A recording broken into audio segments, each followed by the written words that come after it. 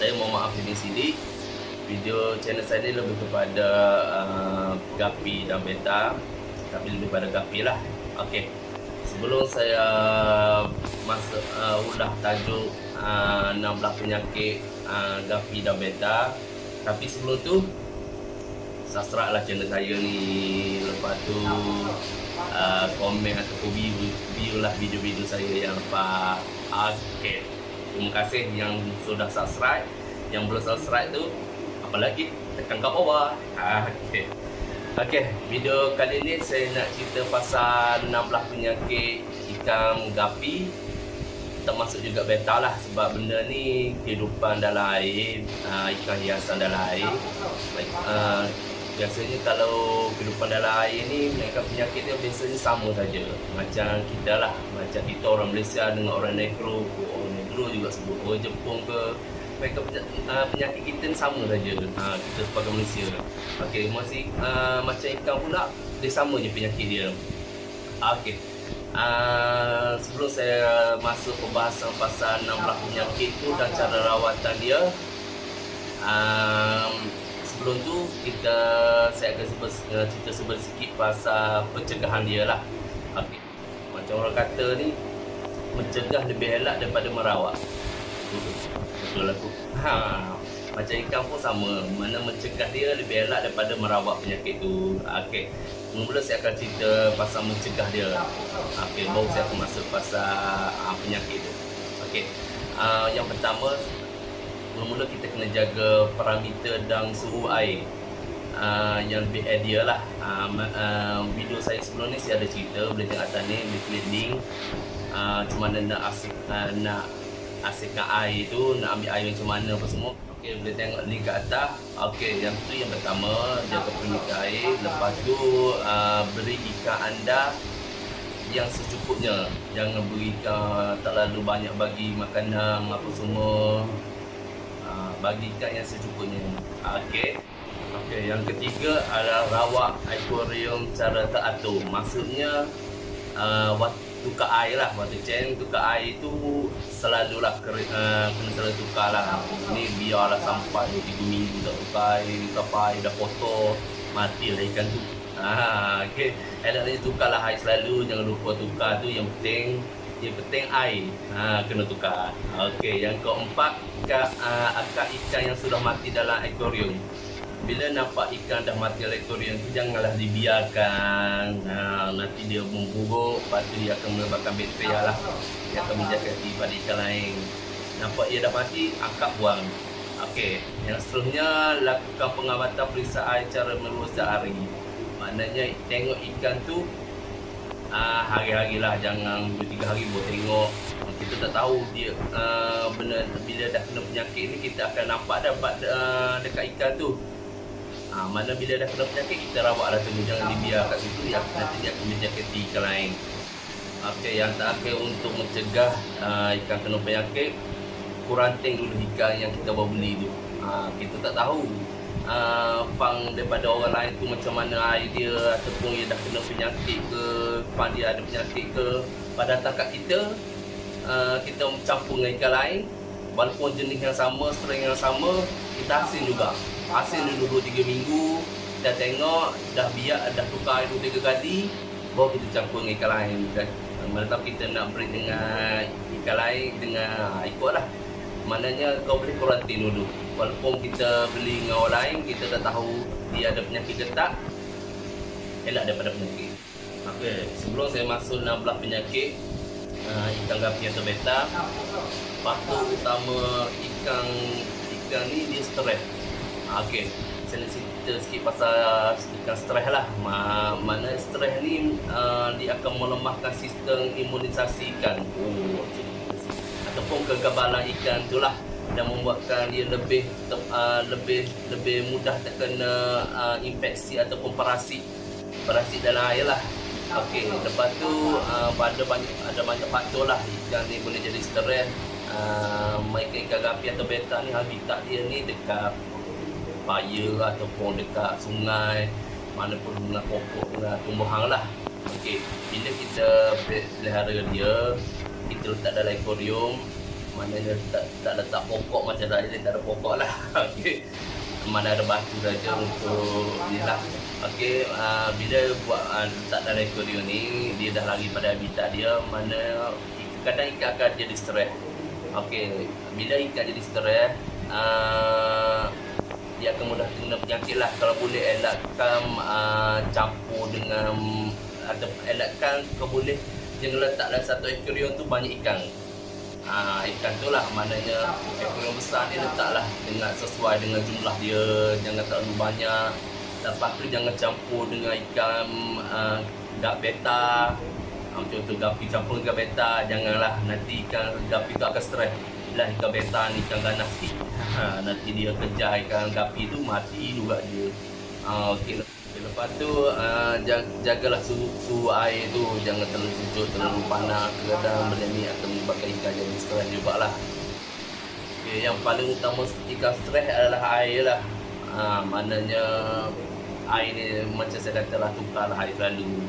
Kalau dia biar macam tu, mana ikan akan stres lah, dia betul-betul duduk dalam air yang kotor ni macam kita lah. Kita pun tak nak duduk dalam udara yang kotor, betul tak? Jerubu apa semua, maknanya jagalah kualiti air ikan tu, jagalah kadar pH dia, apa semualah. Maknanya bila air bersih, dia pun suka, mana dia pun suka berenang gini. Okey, maknanya yang paling utama jaga klorin tu. Jangan ada klorin, ambil air, pegang air ataupun guna air tapis yang sepatutnya. Okey. Pasal tu je. Okay, sebenarnya saya akan cerita pasal penyakit ikan gapi dan beta. Mereka ikan gapi dan beta ni penyakit dia sama saja, mana tak jauh. Okey, bila itu sebab mereka yang breeder gapi ni akan pero beta ke dia akan pero gapi juga. Maknanya dia jenis yang sama saja. Mana penyakit pun sama juga. Okey. Yang pertama, penyakit 16 penyakit ni. Yang pertama, penyakit ini disebabkan oleh ektoparasit ataupun protozoa. Maknanya bila tahu ikan ni dah mula kena penyakit ni, ektoparasit ni, ikan tu dia akan mula gosok badan dia dekat batu ke, dekat pokok ke. Kalau ada pokok dalam akuarium tu, maknanya dia gosok badan dia. Tu ada parasit lah, dia mula gatal macam kita lah, gatal. Okey, ikan pun dia akan gosok dekat batu lah. Okey, bila ikan ni kena white spot ni, dah mula kena white spot ni, ikan ni dia akan hilang nafsu makan. Mana kita bagi makan, dia tak makan. Kenapa ikan ni tak nak makan? Kita sepelik. Okay, nak rawat ikan white spot ni, saya akan beritahu barang-barang biasa lah, barang asah lah. Kalau segi produk-produk tu banyak dekat luar. Okey, bila nampak ikan dah kena ada di badan ikan ada bintik-bintik alu apa semua, kau boleh bila dapat bintik alu, hasil tu dekat tank lain, dekat bekal lain. Lepas tu letaklah gang kasar. Jangan letak gang alu pula, gang kasar. Rasanya tahu pun, semua tahu gang kasar tu macam mana. Gang yang besar-besar sikit, jangan yang alu tu. Okey, maknanya bila dah letak bekas hasil, letak gang kasar, biar dulu dalam 4-5 hari. Lepas kita tengoklah dari semasa ke masa dah hilang white spot tu, baru kita campur. Selagi terhilang tu, biarlah dalam tu tukar air lain. Lepas tu masuk air baru, buka kasar balik. Okey, penyakit yang kedua yang banyak serang gapi dan beta, penyakit wellbug ataupun dalam bahasa Melayu dipanggil penyakit bakteria lah. Okey, bakteria ni nama dia Odinium. Ada nama juga bakteria tu, macam COVID lah. Okey, ada nama juga. Saya rasa ikan breeder gapi ni, saya rasa pernah kena penyakit bakteria aduh ni. Sebab saya pun pernah kena. Saya dah pernah alami dia. Ikan breeder gapi akan merasai penyakit ni. Kadang kita tak nampak benda ni, sebab kita tak tahu penyakit tu macam mana, jenis penyakit tu macam mana. Itu sebabnya mereka breeder besar, dia guna satu tank satu saut. Maknanya kalau dia ada 100 tank, 100 saut lah dia ada. Mana dia tak guna saut tu kah untuk tank tu. Maknanya saut dia tak campur lah saut tu untuk semua tank. Untuk faktor dia untuk elak penyakit ni lah merebak. Bila dia kena lah, letih lah. Okay. Bila ikan tu mati dia akan kena semua, tu yang letih tu. Kita rasa kecewa, rasa putus asa. Maknanya saut ni kau boleh bergantung pada ni lah kemampuan. Kalau boleh satu tank satu saut untuk elak penyakit ni. Kita tak tahu penyakit ni boleh ikan penyakit tu ada ke tak. Maknanya bila kita asingkan, mana selamat pada tu. Okey, untuk merawat penyakit wellwork ni ataupun penyakit bakteria ni, kau boleh guna ubat yang mengandungi tembaga lah, seperti sisen kupramin ataupun mereka breeder beta dia akan guna tetracycline. Okey, boleh tengok gambar saya ada tunjuk ni. Okey, yang paling penting kalau nak guna ubat sisen kupramin ni, jangan campur dengan udang atau siput. Kalau ada udang dan siput itu buang dulu, sebab sisen kupramin ni dia ada tembaga, dia akan menyebabkan udang dan siput mati lah. Okey, kena ingat tu lah sebelum kita nak guna ubat tu.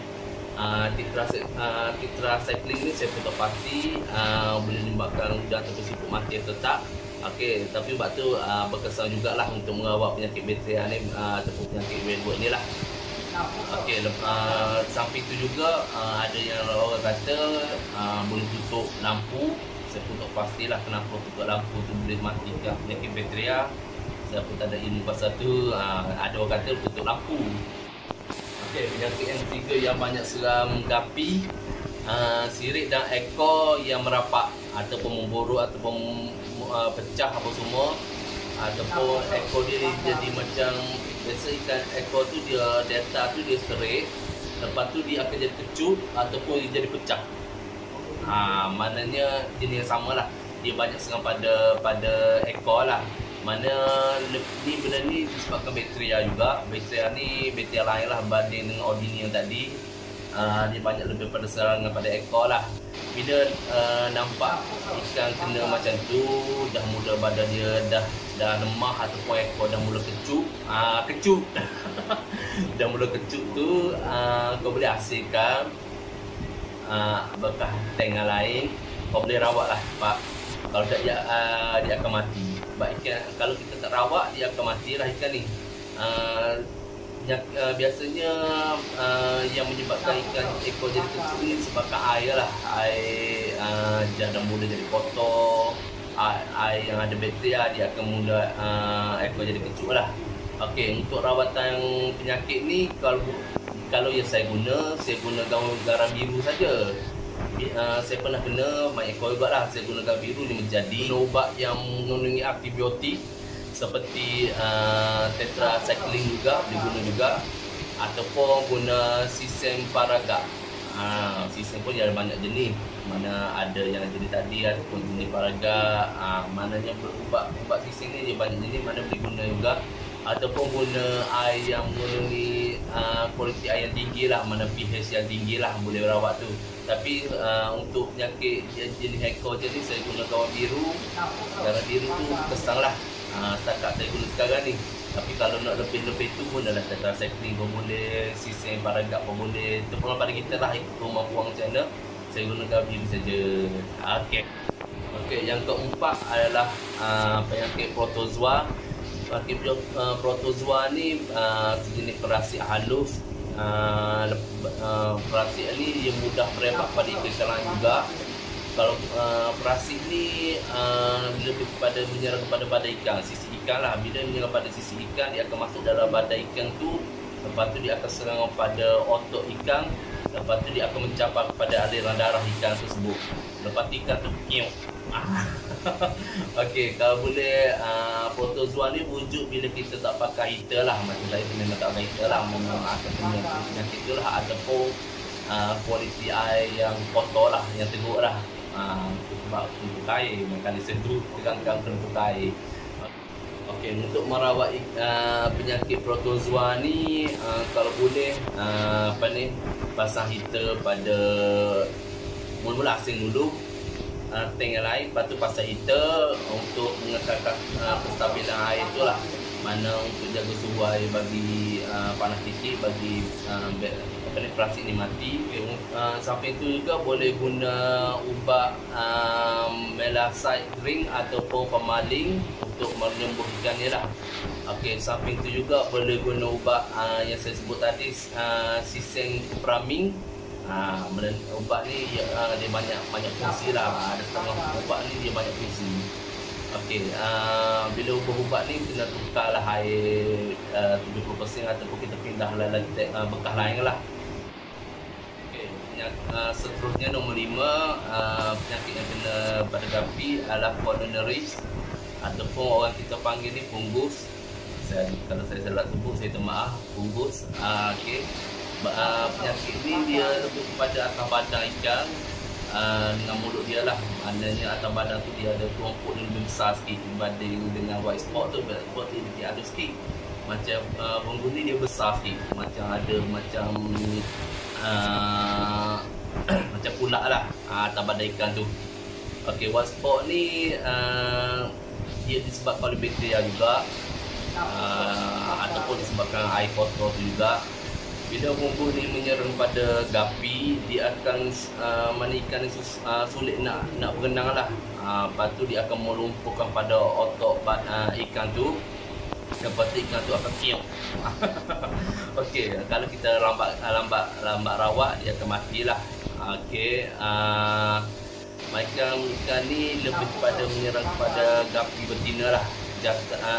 Jantan pun ada menyerang juga, tapi banyak menyerang pada betina lah. Okey, dia akan kena pada atas badan ikan betina tersebut. Okey, untuk rawatan fungus ni saya rasa ramai yang tahulah. Macam breeder gapi macam ramai yang tahu. Fungus ni biasa saya guna gangkasa lah.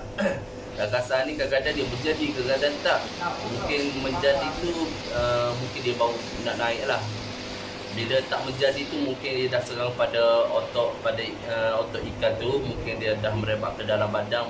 Itu sebab dia tak menjadi, dah merebak dalam darah dia lah.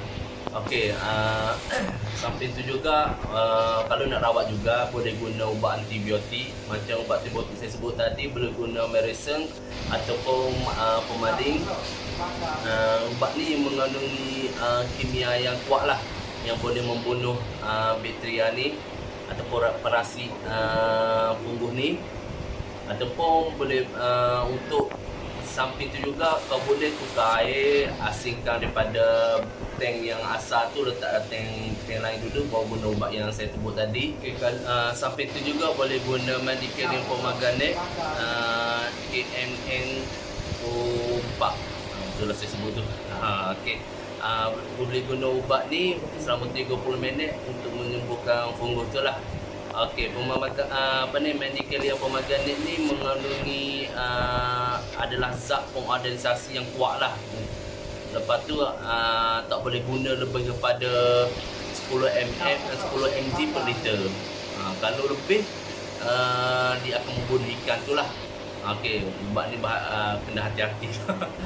Kau boleh guna gangkasa pun boleh. Untuk permulaan ni guna gangkasa lah. Kalau tak ada benda-benda macam Medicallium Pomegranate ni, ataupun kalau tak ada ubat antibiotik tadi pun boleh gunalah gangkasa untuk rawatan permulaan ni. Yang penting kita cuba rawat lah. Kalau nak mati juga macam mana dah. Kalau nak rawat juga macam guna ubat yang tadi tu, cari pun susah. Okay, untuk video naulah penyakit ni saya akan buat 2 part, maknanya 1 part dan 1 part lagi. Sebab untuk saya cerita naulah penyakit ni dia panjang. Untuk memudahkan anda semua tengok video saya ni, saya buat 2 part lah. Saya pecah 2 lah kalau boleh. Maknanya video part pertama separuh, mana part kedua separuh penyakit tu. Okay.